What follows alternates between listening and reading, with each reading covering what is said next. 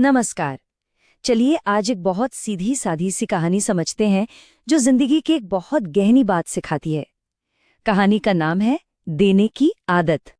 लेकिन कहानी शुरू करने से पहले ना एक सवाल पर सोचते हैं।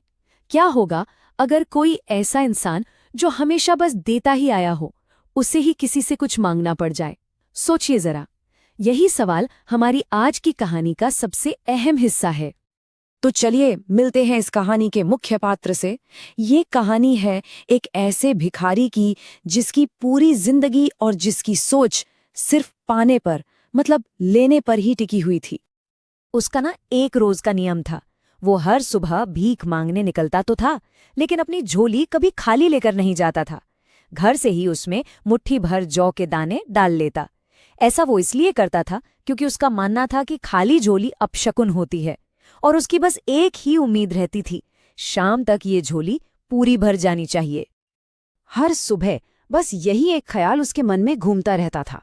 उसकी सारी ऊर्जा, उसकी सारी प्रार्थना बस इसी बात पर टिकी थी कि उसे आज क्या मिलेगा। लेकिन उस दिन कुछ ऐसा हुआ जिसकी उसने सपने में भी कल्पना नहीं की थी। एक ऐसी घटना जिसने उसकी सिर्फ लेने वाली दुनिया को पूरी तरह से हिला कर रख दिया। हुआ ये कि उसने दूर से राजा का रथ आते देखा और उसका दिल खुशी से उछल पड़ा। उसे लगा बस आज तो उसकी गरीबी हमेशा के लिए खत्म हो जाएगी। लेकिन राजा का रथ ठीक उसके सामने आकर रुक गया। वो एकदम हैरान था और उसकी हैरानी तब और बढ़ गई जब राजा खुद रथ से उतरकर उसकी तरफ आए। और फिर जो हुआ वो तो अविश्वसनीय था। राजा ने अपनी कीमती चादर फैलाकर उसी भिखारी से भीख मांग ली। अब जरा उस भिखारी के मन की हालत को समझिए।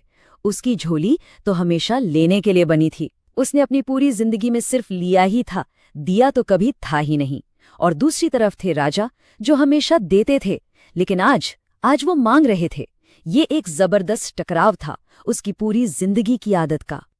और अब आता है कहानी का सबसे अहम मोड़, जो उसके एक छोटे से फैसले से जुड़ा है।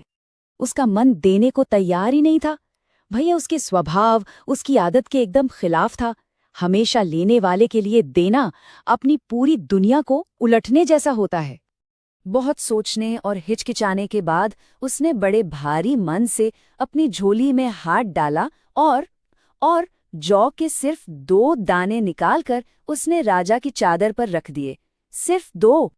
कमाल की बात ये थी कि उस दिन उसे रोज से ज्यादा भीख मिली, लेकिन उसका मन खुश नहीं था।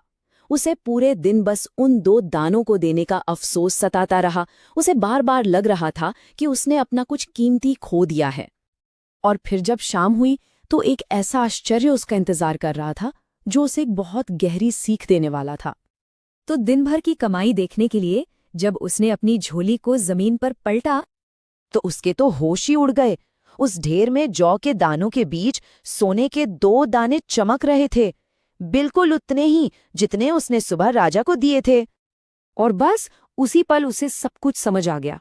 वो पछतावे से भर गया और सोचने लगा, काश मैंने उस समय राजा को और दिया होता, लेकिन मैं दे नहीं सका क्योंकि मुझे देने की आदत ही नहीं थी। तो इस कहानी से हमें क्या सीखने को मिलता है?